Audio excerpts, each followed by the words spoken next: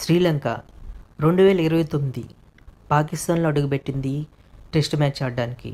సుమారుగా Gaddafi stadium near లాహోర్లో ఈ match జరగనుంది. శ్రీలంక టీము హోటల్ నుంచి గడ్డాఫీ స్టేడియంకి బయలుదేరింది. ఈ దారి మధ్యలో నియర్గా గడ్డాఫీ స్టేడియంకి వచ్చిన తర్వాత పాకిస్తాన్ టెర్రరిస్టులు బస్సు మీద అటాక్ చేశారు. శ్రీలంక తన రెండవ టెస్ట్ మ్యాచ్ ఆడడానికి గడ్డాఫీ స్టేడియంకి బస్సులో వెళ్తూ ఉన్నారు. అలాగే శ్రీలంక క్రికెటర్స్కి ఏం కాలేదు, కానీ పాకిస్తాన్ పోలీస్ మెన్స్ సుమారుగా 6 మంది చనిపోయారు. శ్రీలంక క్రికెటర్స్ 2 సుమారుగా ఇంజరీ అయ్యారు.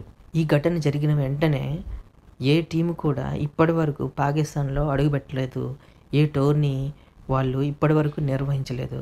దాదాపుగా 29 ఇయర్స్ తర్వాత పాకిస్తాన్ ఈ ఛాంపియన్స్ ట్రోఫీ అనేది పాకిస్తాన్లో జరుపుతుంది.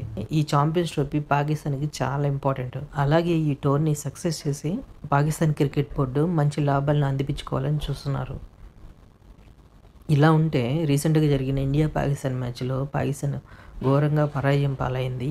పాకిస్తాన్ టీము ఇండియా మీద ఓడిపోవటం వల్ల వాళ్ళ దేశంలో ఉన్న ఫ్యాన్స్ కనీసం ఎయిర్పోర్ట్కి కూడా వాళ్ళని రానిచ్చే పరిస్థితులు లేరు. అలాగే ఇప్పుడు పాకిస్తాన్లో జరుగుతున్న ఛాంపియన్స్ ట్రోఫీకి ఏ విదేశీ ప్లేయర్లు వచ్చినా వాళ్ళకి సెక్యూరిటీ లేదు.